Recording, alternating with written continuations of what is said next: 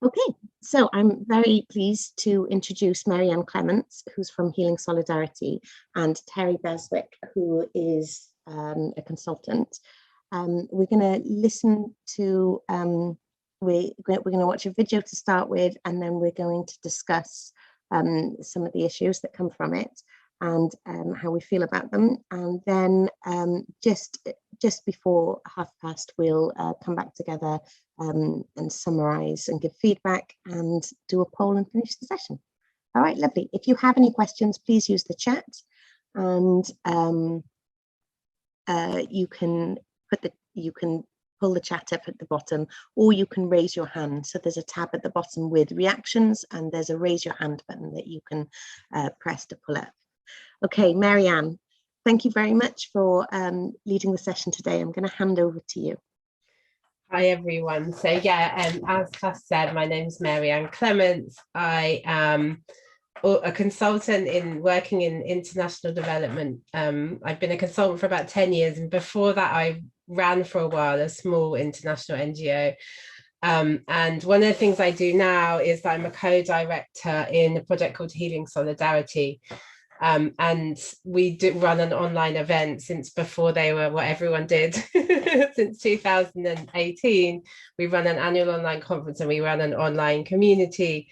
We also do consultancy work with organizations, and we run some practice groups on anti-racism, and we run healing spaces for Black and other people of color. And we also run a group for white people called Getting Ourselves Together, and how to think about anti-racist practice in the international development space. And so I'm here today to share a bit about my own experience. We're going to start with a video.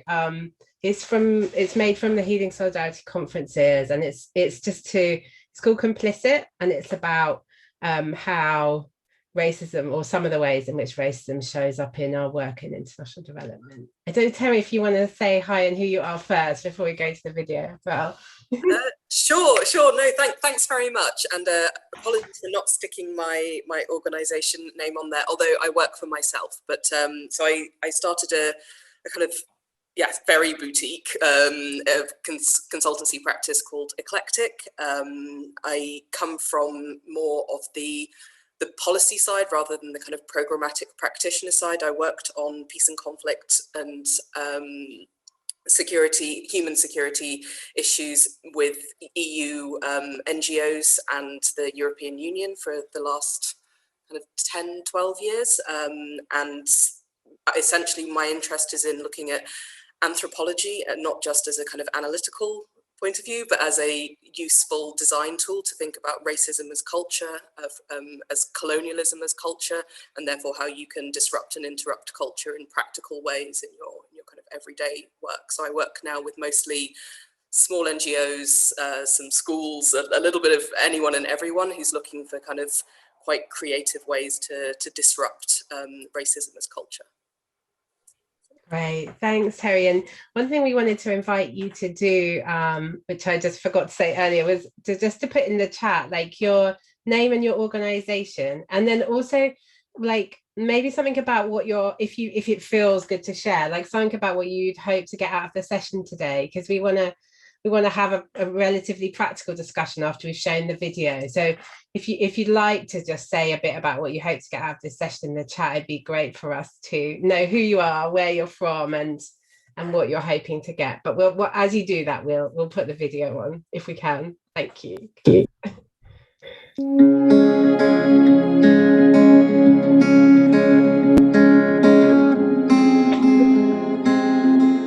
We infantilize populations, right? We know best, we understand, and when the space is created to speak, for them to speak, we kind of like package it like it's a child. I mean, those realities are real, right? Absolutely. I'm not gonna be confused, and I think even people with the best intention in this space, come at it in a place like we know best, right? Yeah, I think we've all done it, right? Yes, we all done it. And, I'm as guilty of this as anybody else because I work but for international organizations in my career. But for me, I think we are at a point right now where I feel it is imperative for us to really consider if changes are going to happen, it cannot be the same old method. It cannot be the same approach. It cannot be the same voices. Yeah. And so part of that transformation fundamentally require the people being their own actors, right? People shaping the stories that they see as relevant from their own experiences.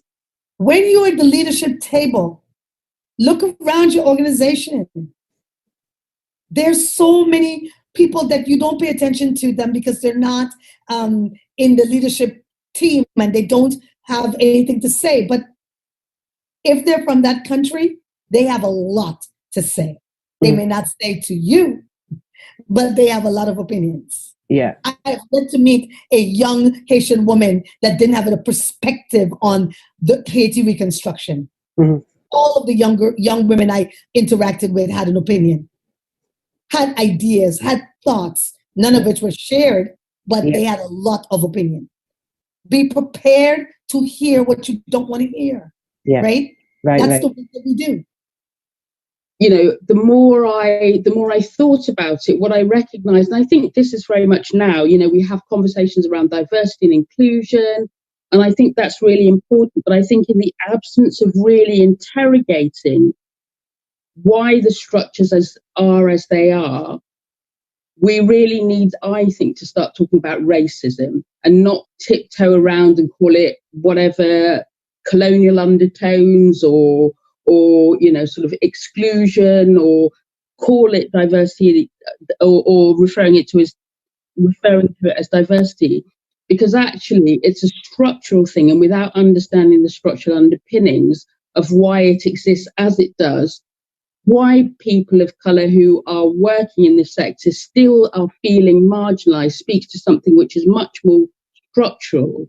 And so the kind of piecemeal addressing through individual projects, I feel, will never ever be able to fully, you know, address these fundamental structural issues, which I think are parlaying out in a new form of colonialism, which itself is not addressing what the causes of this disparity around race, you know, focusing everything through a lens, what I think is what I've seen referred to as the white gaze of development, where the norm is seen in one way and everybody else is othered. So for me, it's very much about really, really pushing into those uncomfortable conversations and addressing the fact that as people of colour working in an industry in a context which is predominantly white, there are feelings, there are histories which without an understanding of will prohibit moving forward.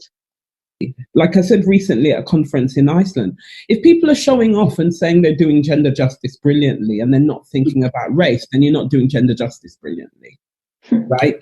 Because our experiences of gender discrimination are always racialized. And they're racialized, and if you're white, they happen to be racialized in the sense that gives you privilege and that gives you protection. And if you're black, what it does is it means that you are exposed to a certain type of subjugation. And of course, within that, we know we've got spectrums, you know, you have, you know, access that's based on caste and location and class and shade and all that. So it's not like black is this homogenous thing. It's complicated. But being able to actually at least go, race matters in this conversation. Race has to be part of any kind of feminist conversation. For me, that's the magic of intersectionality, because it always brings us back to what's the lived experience of any woman of color anywhere in the globe, and actually, you know, how does that connect to her gender? And the other aspect of it is intersectionality does a thing which is, this is not about piling oppression on top of oppression, because that's the other way that people struggle with it. It is about the intersection. It's not that. It's saying, it's actually saying there's this acute thing happening right there. What's the thing happening right there? And it allows us to attend to that. It allows us to articulate it. And for me, it creates a space to resist. And that is also the magic. Until international development really gets transformed and changed and maybe dissolves, as we say, to transform, what does it take actually for international development to be truly relevant and to really be in solidarity with people and serve a right role? Yeah. That that may involve some dissolving or dismantling, as we see in some cases. Yeah. And confrontation of the way that race is constructed, and so much all these aspects of identity really are socially constructed, and we can reclaim them for ourselves and our communities. And yet there's this other reality that it's not usually Africans running international development agencies, for instance. Yeah.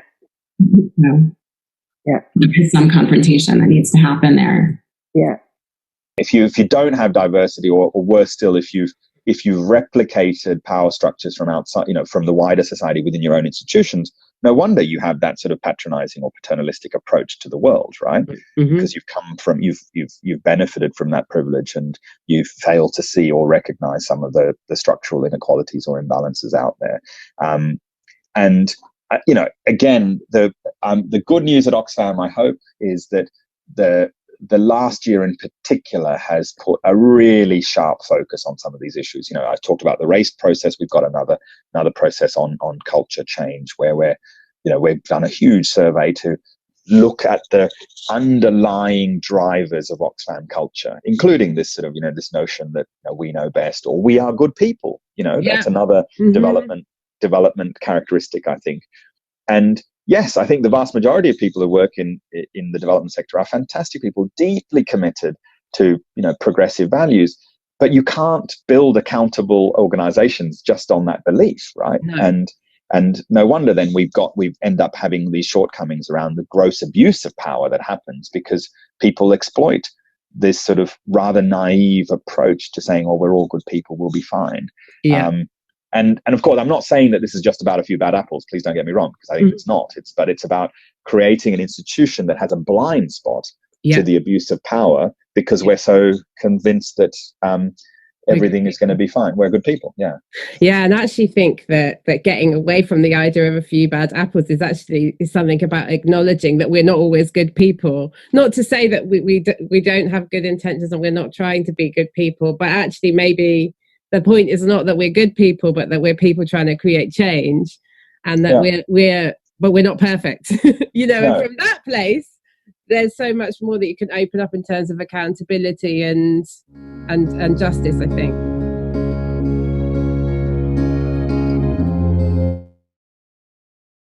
It's pretty uncomfortable watching yourself on screen twice at the same time.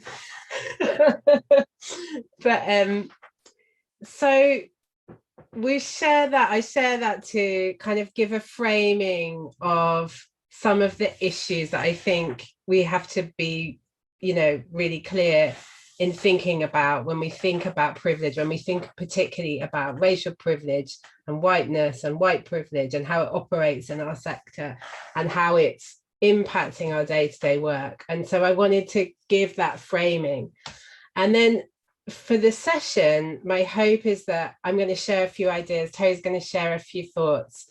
And my hope is to have a kind of practical discussion with you about, okay, well, I'm hearing all this stuff about the problems in the sector. What do I do? What can I practically do? And how do I get from where I am? And I'm involved in a lot of conversations and a lot of conversations with white people like me about what is my role? Should I not be doing this? And these kind of existential questions, right?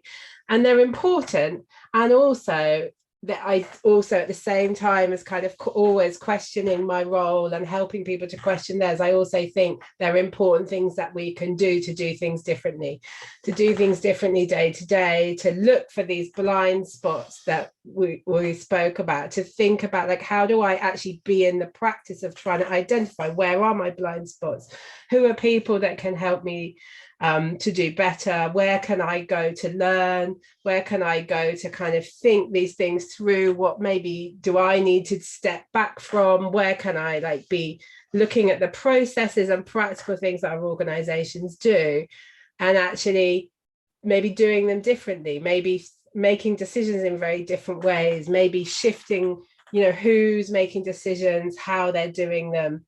And those practical things do look different for every organization. We can't like give you like a sheet and go, oh, you go do these things, tick, tick, tick, and you'll have this right. And that's where the work gets complicated in some ways. That's where it becomes nuanced. That's where I can't say to you, you know, you should give up doing this and just do that. And it becomes much more about being in a place of learning and reflection and trying to use privilege that you do have to shift and be. And like for me then, the exciting thing is to how can our organizations be part of resistance to racial injustice? How can the work that we do really take this agenda on?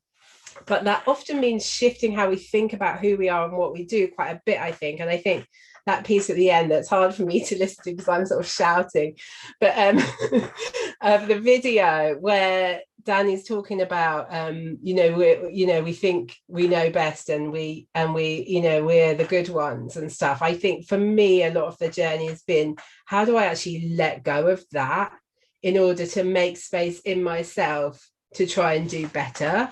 Because I think we can get in this place of like, I'm trying to make a difference in the world. You know, that's the whole point of doing development work, and lose sight of where these blind spots are. And I think for me, a real journey has been letting go of this idea of like, I'm automatically one of the good ones because I do this kind of work, and actually looking at what does it mean to change the way I relate to my work? What does it mean to prioritize doing different kinds of things and think about practices that enable some of this stuff to shift? And some of that means, you know, like, how do we think about language justice? Like, why is everything in English? And how do we think about process of funding? Who's making decisions? Like, should it really be a board sitting in, you know, London for, you know, I'm in London for one of the, you know, but it could be in Wales or wherever, that mostly has privileged white people sitting on it. They're making decisions about grant making in other parts of the world, etc. So there are all these practical pieces, but in order to make decisions about them differently, I found like there's something about letting go of an idea of myself as being in this work because I'm like one of the good ones, and also letting go of this idea that I might really have the answer. And so a lot of what this is about is actually kind of unlearning and undoing and being with the uncertainty of the questions that are implicitly involved in responding to the questions around racial injustice and questions around how we use privilege wisely. And there's no right answer. So it's really a journey of exploration for me, and it has been for a number of years. And one thing I wanted to just say was 10 years ago when I was running a small international NGO, I spent a lot of time thinking about what good partnership was, and the theme of today is partnership. And I will share some resources at the end, and one of them is this thing called it's called a reflective guide that I did a number of years ago, and it's a story about someone trying to get help for their development project and all the problems they encounter with international NGOs and donors, and it has like reflection questions in it, and we invite anyone who wants to look at that later. But it's basically asking questions around, you know, what are the things we think we know about how decisions should be made, about how bureaucracy works in aid and development, from a small organization to a massive one, the things we think are important around risk, around like having the right process in place, are often the things that feel like they get in the way of actually being more just in the way that we do things. So how can we like turn our ideas of what makes a good project or makes a less risky project on their head, because they're often imbued with a kind of implicit racism, like somehow, you know, a less risky project is one that has certain things in place that are easier to access for people in certain parts of the world, and that kind of thing. I don't want to talk too much because I want to invite Terry to reflect a little bit, and then for you guys will be able to ask questions. Yes, yeah, no, I mean, so much of what you said, Marianne, you're like, yes, yes, yes. So I think we've kind of had this kind of very similar reflections and kind of similar experiences. I think I left off working with more formal organizations, I think, because for a lot of Black people who are working in the sector, and especially for me as a Black woman, I actually felt very hemmed in by this very heavily racialized, this culture of international development, of foreign policy, that it's very much focused on legal, ordered, written, orthodox. It's Eurocentrism in a lovely little package. Everything is that, and so there was very little opportunity to kind of do things differently, and you always had to do it in kind of under the radar and try to kind of get it in under the radar. So I wanted to highlight, I think one of the things that gets in our own way is part of that Eurocentric understanding of ways of working, ways of being, ways of doing, is solutionism. This ridiculous idea that there's going to be actually one way of, like there is, we're going to find the right way of doing something, and then it's just all going to flow from that. And recognizing that that's probably one of the things that you're going to have to throw away in order to embrace the idea that there are pluriversal and multiple ways of doing things. I think that's, even that kind of starting point, I think is difficult for a lot of organizations that are like, so how can we kind of fix racism? We want to have like an intersectional recruitment process. And you're like, yeah, as long as you understand that it's going to be perpetual learning, you're good. If you can't get past that first thought, then you are going to struggle. And I really appreciated what you said about practice, because I called my consultancy the political practice.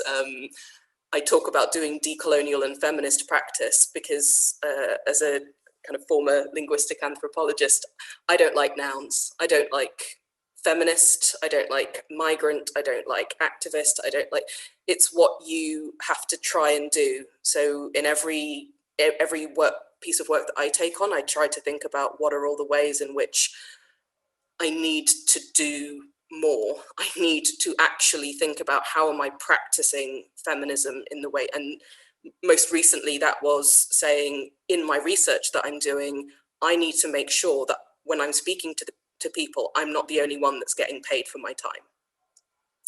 Because I've been in that situation as someone who works for civil society all the time, and it's often people racialized as Black and brown communities that are, whose ideas, whose stories, whose labor is drawn on, and you're sitting in these lovely events and the only people who aren't getting paid are.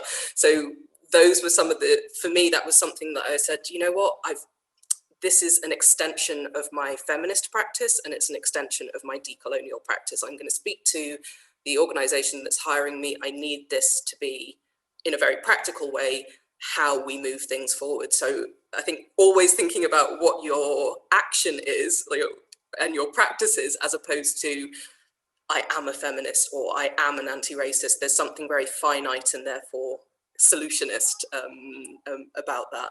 So I think that really resonated, what you were saying about kind of the need to kind of think about what we do more than kind of us as good people.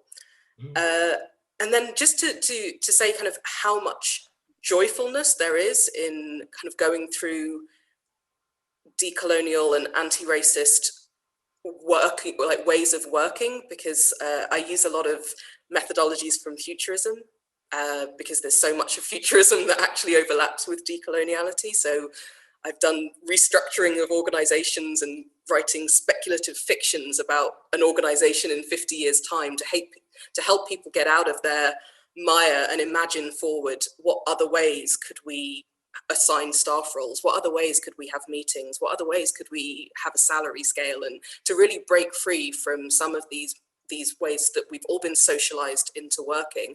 So part of the work is hard and uncomfortable and is a constant self-reflection for all of us, including people racialized as Black. But at the same time, there's this flip side of, if we try and imagine how many ways that we haven't even bothered to explore, the way that we do our work, whether that's designing events, whether that's recruitment, whether that's program design. The idea that we're still using this legal, ordered, orthodox, written, formal ways of working kind of hundreds of years on, we're trying to solve or trying to work on and address huge problems with one hand tied behind our back. Because if we think of the hundreds and thousands of cultures that have existed and can exist, it seems actually quite odd that we're still relying on one culture that was from a specific moment in time, a specific geography, that was kind of put forward by a very narrow slice of human experience. And that's still somehow how we're organizing. So I just, I wasn't super coherent, but I just wanted to, so much of what Marianne said kind of really clicked with me. And I'm really looking forward to other people's ideas as well of how they've tried to put things into practice. So I think there's always a lot more to learn. Yeah, right. I think it'd be great to hear what questions you have, because I know we wanted to give people space in this session just to ask, like, well, I know that it can often be like, okay, but what do I do now? So I think we can, if we take some specific questions, I can see a couple in the chat, so we'll just have a look at them. Then that might help us get into some of what that practice looks like. So the first one I'm seeing is that, John, we seem to have nicely written laws and policies around racism, but what practical ways can the panelists advise on practically handling it? Yeah, so maybe I'll just say a few things about kind of policies and laws. And I guess you're thinking about in an organization specifically, or maybe more widely, like kind of national laws and stuff. But I think one thing that I'm observing, so this is more just what I'm seeing at the moment. So in the last year, since George Floyd's murder and the kind of raised awareness about Black Lives Matter, there's obviously I've seen a shift in the sector from a situation where, like 18 months ago, when I said we need to talk about race, even in quite kind of progressive development conversations, people be like, it's not really about that.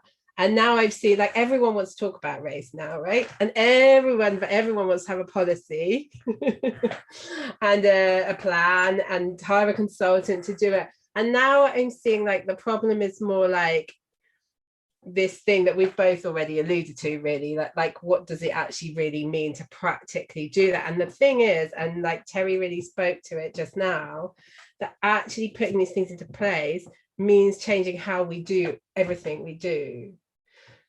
A lot of the time, maybe not everything, but most things we do, right? It means approaching our work in quite a different way, because the things that we're used to that we think are like really important, like, our standard ways of doing policies and meetings and strategies and plans, are all a kind of colonial, you can envisage them, you can think of them all really as having this colonial undertone, and therefore privileging whiteness, and therefore tending to be things that don't help.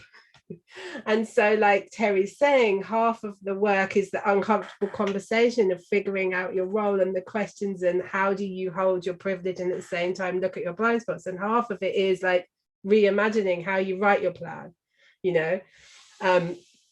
and so for me, what I feel is like plans and policies are like one piece of a much bigger story, and on their own, if they're not operationalized and backed up with different ways of doing things, they tend to become a bit like statements, a kind of thing of like, we made our statement and now everyone in the organization is like, but what do we do? What do we do differently? And it's like, well, you've got to rethink how you do everything.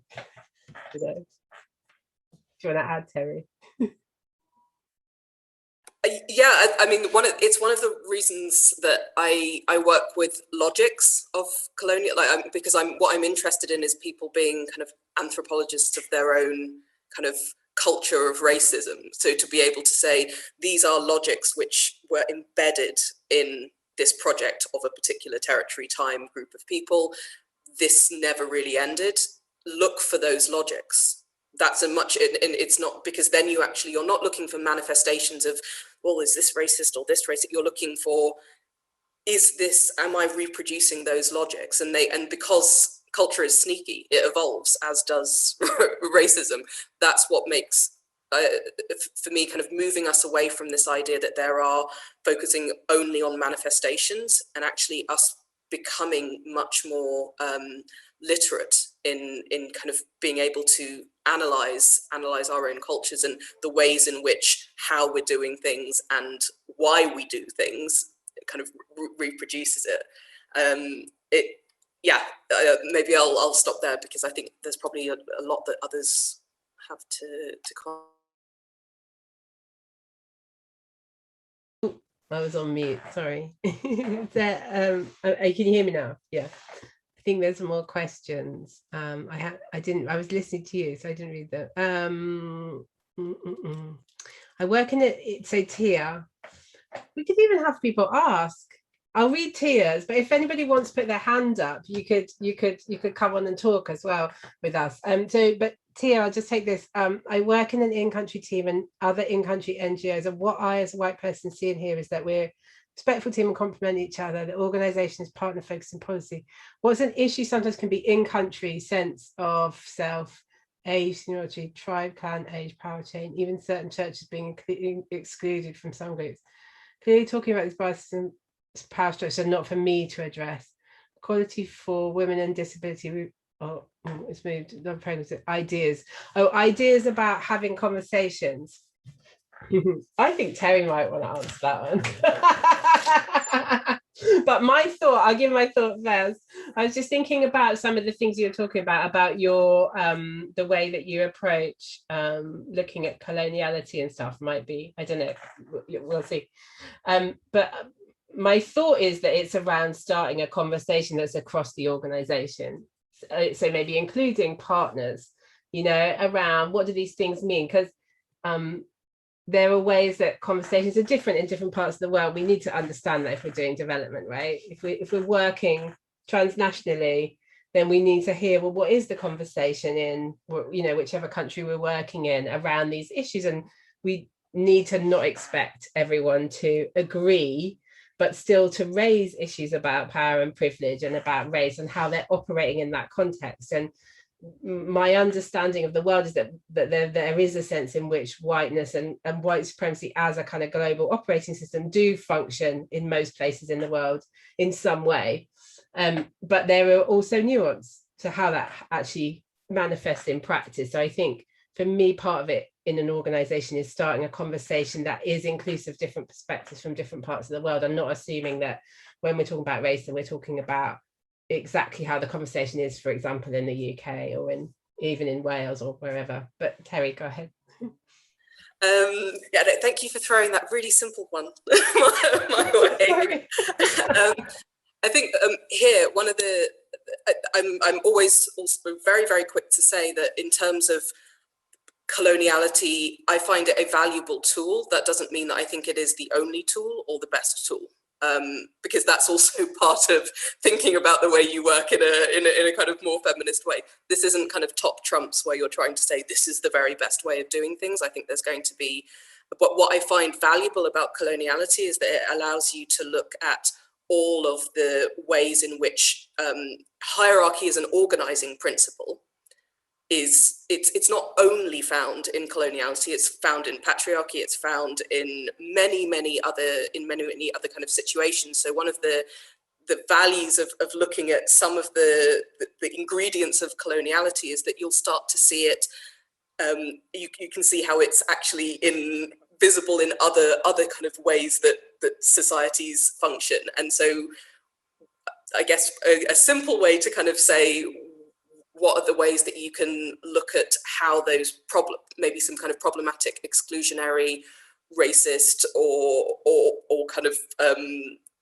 other problematic kind of that are happening in the context where you're working, is to, I would again bring people, have a conversation around the logic. So I look at expansionism, extractivism, control, and normalization as being logics of coloniality, and those are all elements where you can show how destructive they can be. You can talk about how they come out, and rather than making it, you can use it to talk about racism, but you can also use it to talk about how that is happening in other ways. So you can talk about, well, are we being extractive in the way that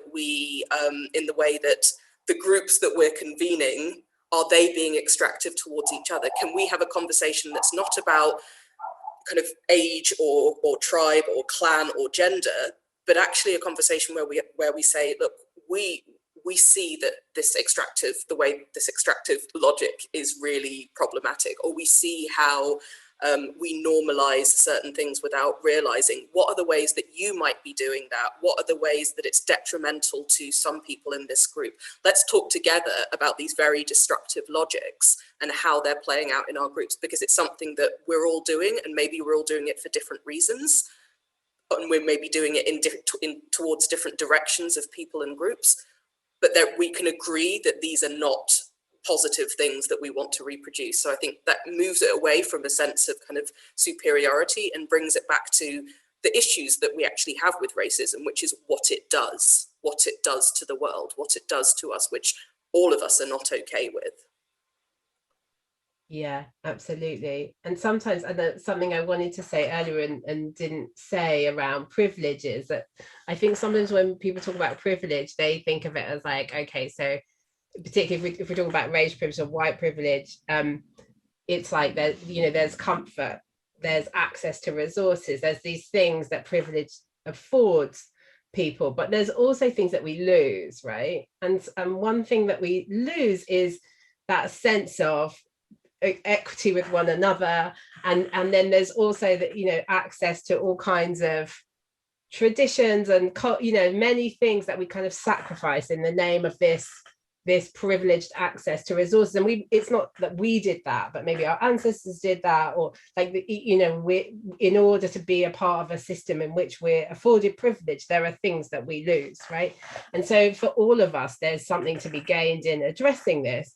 And in between, there's a kind of a, if we're going to address this as a kind of global population, then there's discomfort, yeah, but there is also something for us all to gain, in my belief. It's not just that, like, because sometimes when we talk about it as privilege, people can feel like, well, it's like, okay, I'm a white person, and I know there's a question there for really you asked about, like, what's your advice to people who are like, well, maybe I shouldn't be doing this anymore? And you've particularly asked about maybe if it should be Africans supporting and working with Africans, is there no space for a person that doesn't have that heritage or a white person to do work like that? And we get asked that a lot in the work that I do. And I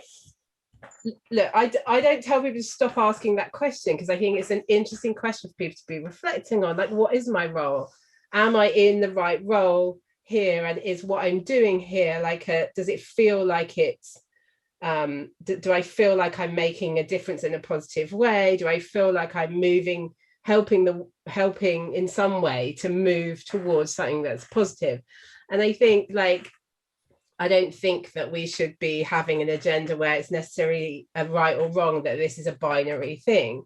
But I think that, particularly as a person who holds more privilege, part of the role is actually to be asking those questions. Is it me that should be doing this? Should someone else be doing it? Is what I'm doing, it perpetuating, kind of, as you said, like coloniality in ways that are unhelpful? Can I be a person that pushes to change that? And also, assuming that you don't think your development organization should live forever, and that you actually hope that someday that problem has changed, then can you think about transition? Can you think about how power could shift in your organization? Can you think about how it might look different in 5 or 10 years, and you could be part of creating that change? And what it requires to be able to do that is to let go of worrying about whether you'll have the same job in 5 years, but actually to think about, well, what is the process of change in this work that's going to meet the change that I want to be part of creating in the world? And then I think, like,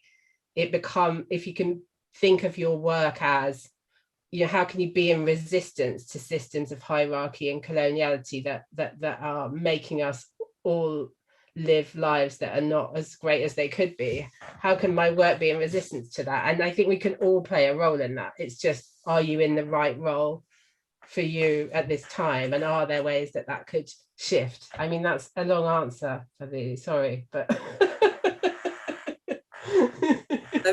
is it okay to of jump? Course. I mean, I think Jackie Knowles, she had a similar question earlier of like, you know, should I even have a role? And this is, yeah, it's one that for me feels very, very personal. It's something I've reflected on a lot. I sound the way I do because my parents made sure that I should sound this way, because they understood whiteness, they understood what they needed to do. And I always think about how my dad essentially kind of raised us to be kind of agents, kind of like infiltrating white spaces and kind of using all of our privilege to do something different. So I really almost feel like, yeah, I was trained as a kind of secret agent by my mother and father to kind of learn whiteness, go to private schools, like learn like how you say things, how you wear your hair, what you do, and then subvert from. So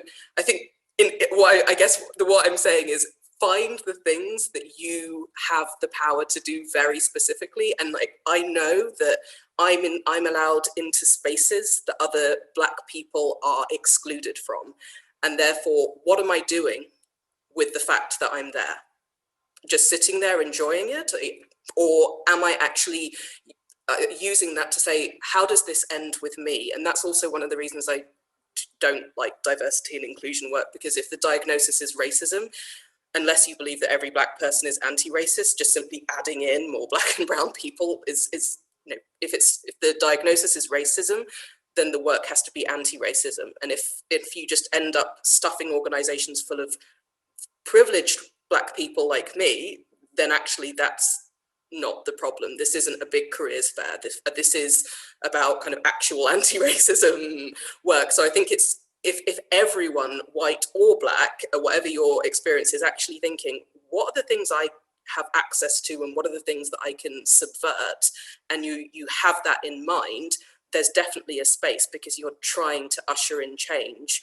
And also there is potentially a time limit, as you said. Like, even for myself, I've given myself a kind of 5-year time limit on this work. I'm very clear about what I want to do in that time, and then I probably want to become a carpenter, but that's a separate discussion. And so I think it's this question of like accountability to purpose.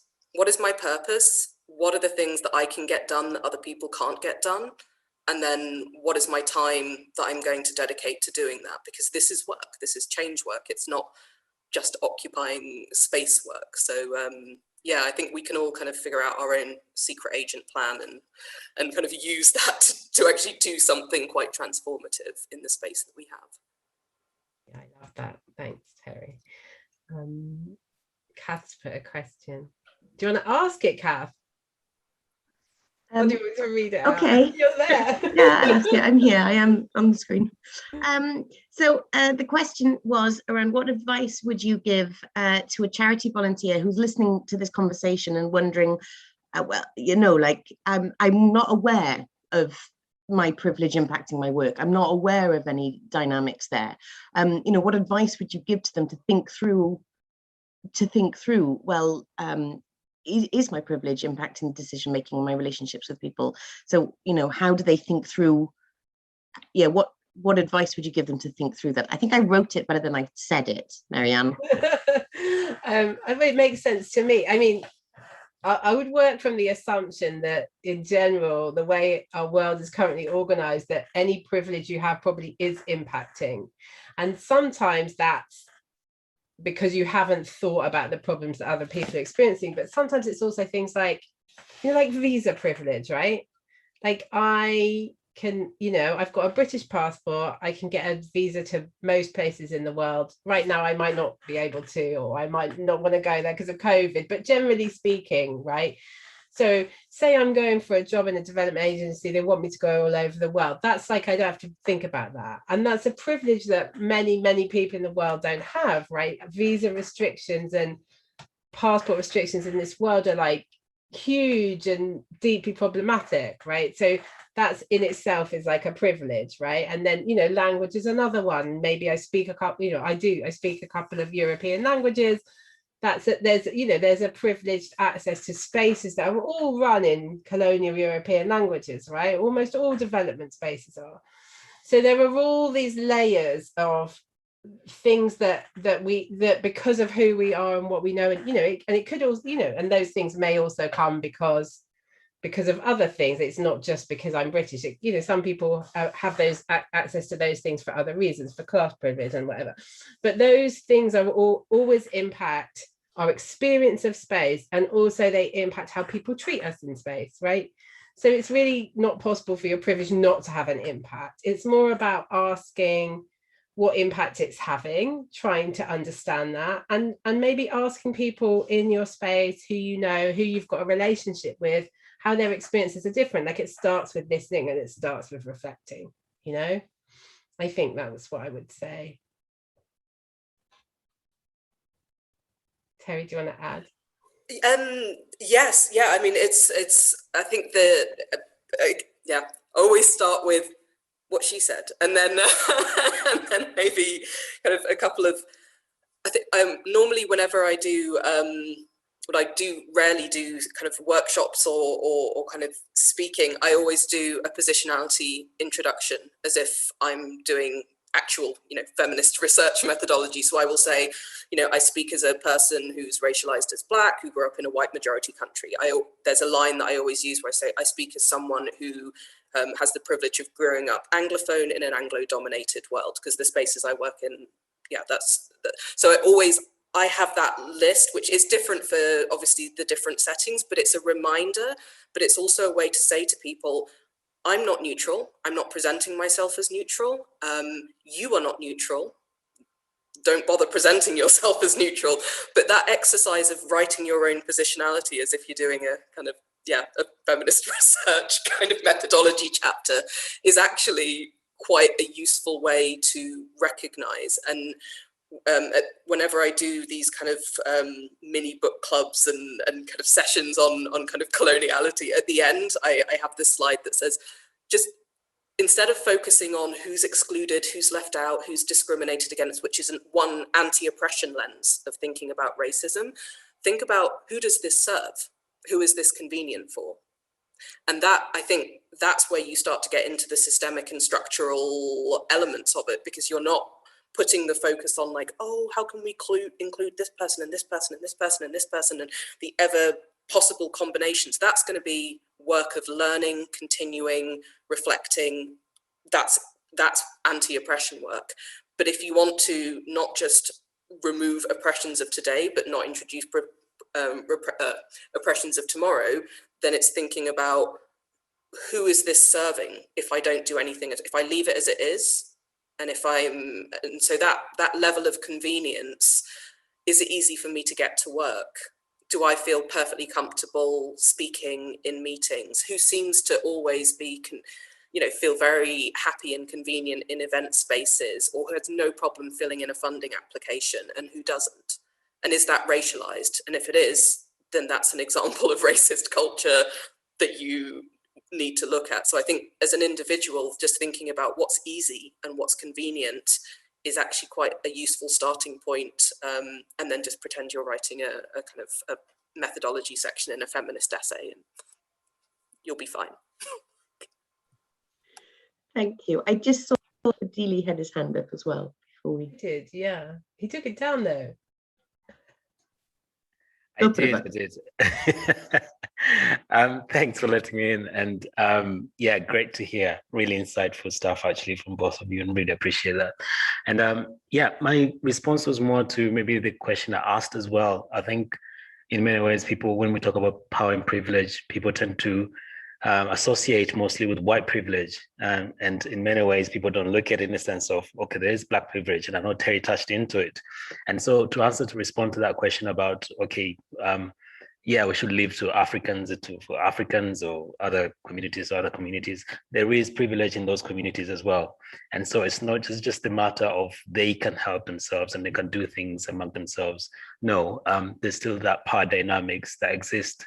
I, as a diaspora living in Cardiff, in Wales, certainly when I do go back home, people tend to treat me very differently compared to, my brother who's around the corner And, you know, they'll come in and ask for money, or they'll come in and ask for certain things. And I have ways into spaces that my brother, because he's based within the country, doesn't have to, or it's difficult for him to knock on those doors.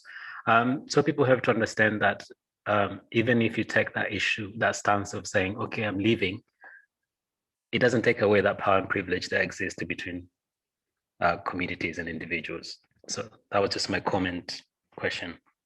Yeah, something. Thank you. Thanks, Fazili. Absolutely. Kat, I think we're drawing to a close, Kat. What do we have to do at the end? It would help if I'm not on mute. Yes. I guess at the end, it would be great if anybody wants to put in the chat anything that they've taken away from today. It would be lovely. We've got 2 minutes. It would be really great if people want to put in the chat something that they've taken away today, something that's, you know, have you had an aha moment? Bedelia and I call aha moments, that moment when a penny drops and you go, oh. So yeah, so if you've had an aha moment, or if there's anything that you've learned today that you're going to take away, we'd really be grateful if you could put it in the chat. That would be great. And if I have the power, I'm going to launch a poll. I don't have the power. Peter, maybe do you have the power to poll? Someone else must have that privilege right now. Yes, someone's got the privilege of polling, and it's not me.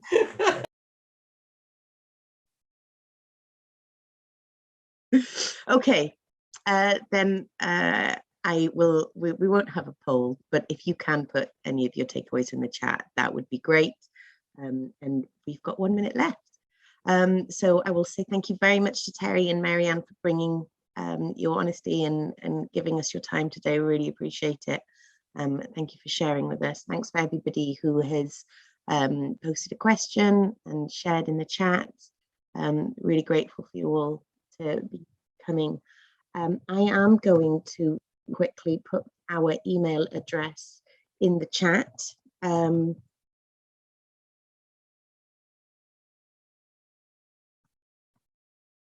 Sorry, this takes a while, doesn't it? So I've put our email address in the chat. So if you would like to get in touch with Hope Cymru Africa to talk about any of the issues that have come up today, drop us an email. And also Healing Solidarity, which is the organisation that Marianne is with, have some resources. Are you okay if I post that in the chat as well, Marianne?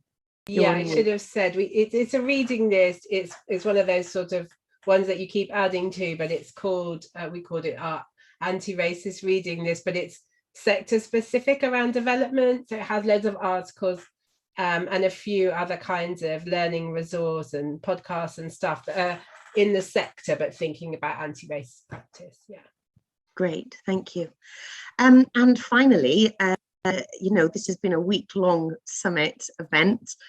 So we have one more event that is going to be closing the entire summit. So that starts in half an hour.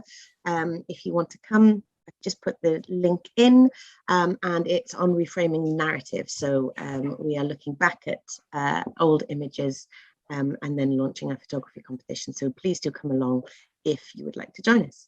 All right. Thank you very much, everybody. Any final thoughts, Marianne or Terry, before we go? No. No, I think it was great. It was nice to meet you all, and yeah, I hope we stimulated some useful thought and reflection. Brilliant. Thank you very much. Bye, everyone. Bye, everyone. Bye. Thanks. Bye. Thanks for having me. Bye.